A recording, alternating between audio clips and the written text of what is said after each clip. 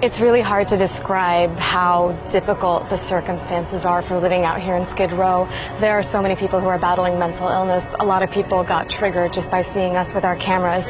You're gonna get your killed on Skid Row about that camera. We've seen syringes in the street. We've seen feces in the street. You can smell the lack of sanitation. So not only is this a major homeless crisis, it's a public health crisis and a mental health crisis too.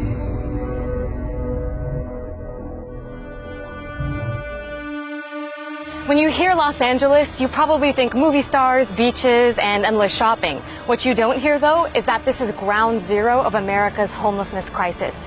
I'm on Skid Row, which is the epicenter of it, and I'm about to tour these 50 square blocks where folks have hit rock bottom. LA's homeless population is exploding. The number of people living on the streets and in shelters has soared by 75% in the past 6 years.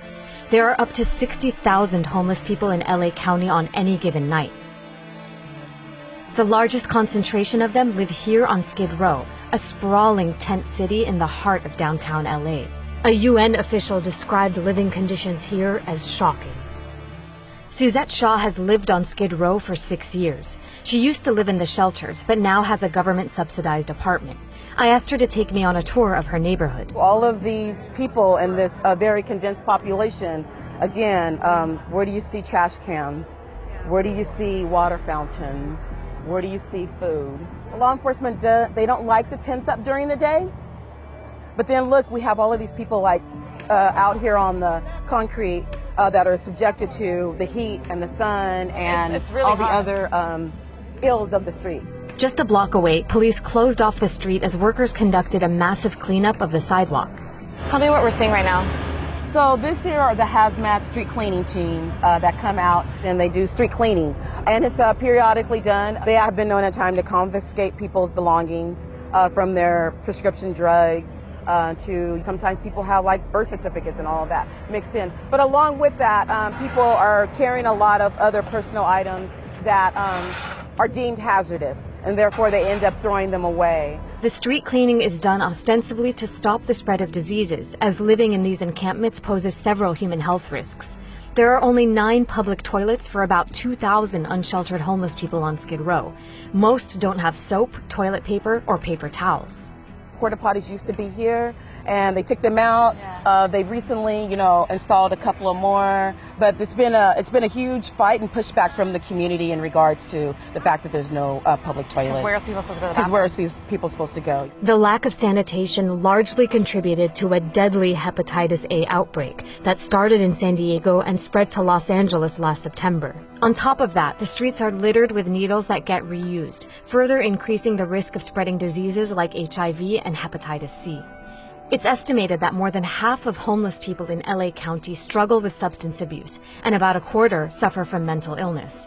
Life expectancy here is 48 years, compared to the average American, who lives to 78. The homelessness crisis is made worse by a cycle of people going from prison and jail to the streets. They don't qualify for food programs, housing, and so forth. And so then that puts them at the mercy of being on the streets. And once here, they face further criminalization from law enforcement. We saw a heavy police presence on Skid Row, and while it's meant to deter violence and crime, residents here feel targeted. Police give tickets for minor things like jaywalking, and when people fail to appear in court, an arrest warrant is issued.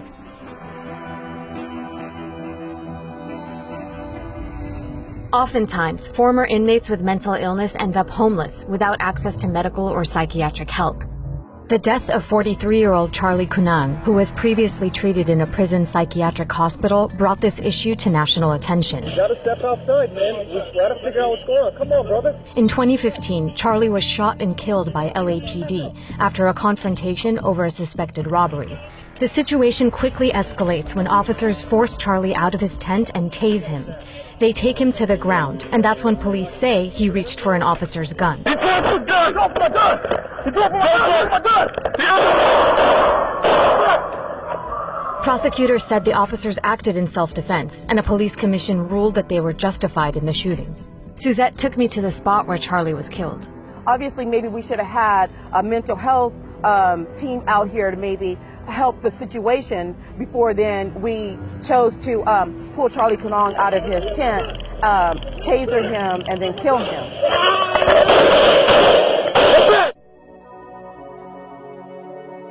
Women are a growing population on Skid Row. 9 out of 10 women here have experienced physical or sexual violence in their lifetime. I actually felt preyed upon at times because if you're a woman living out here, then you must be a prostitute. You must be a hoe. Women have to become tough to survive Skid Row, even with each other. The irony of Skid Row is that it exists against a backdrop of glittery downtown LA.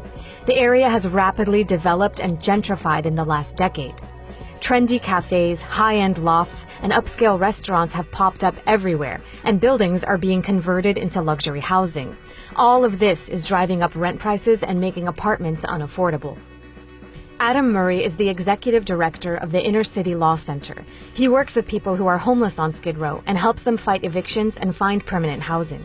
Why do you think the homeless population is exploding the way it is here? I'd say more than anything else, it's the disconnect between people's incomes and the cost of living in Los Angeles. In the past 15 years, the median rent has gone up by 28% in Los Angeles, and the median renter income has gone down by 8%. So you literally have hundreds of thousands of people every month who are struggling to pay the rent. And then when you add in those other factors that are going on in their lives, there's just not a safety net to keep them from ending up on the streets. Is the city just not doing enough, in your opinion? The city's definitely not doing enough. The county's not doing enough. Individually, we're not doing enough. Communities aren't doing enough. In 2016, LA voters passed a ballot measure to provide $1.2 billion in funding for the construction of 10,000 affordable housing units over the next 10 years. But where to build them is now the problem. Part of the challenge is there's a lot of resistance, NIMBY resistance, not in my backyard resistance, to any new housing that goes in, especially affordable housing. That needs to change. The American homeless population increased last year for the first time since 2010. On any given night, about 500,000 people in the U.S. were living on the streets or in shelters. Meanwhile, President Trump and congressional Republicans want to cut spending on social safety net programs, including federal housing assistance. In his budget request, Trump included work requirements for people who receive public housing subsidies, food stamps, and Medicaid. He also proposed cuts to housing voucher programs that have helped people like Suzette find a stable place to live. Skid Row is an extreme case study example of homelessness in the U.S. and how, for now, the problem seems intractable.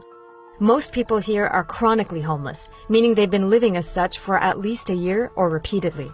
What do you think is really misunderstood about a place like Skid Row?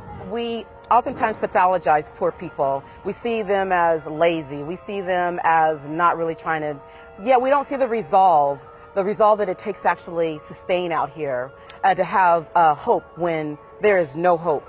I've met women who are nurses, Stanford graduates, that come from families. I met people who are connected to celebrities living out here. And we lack the seeing that these people are actually human, that we're human, because I live here.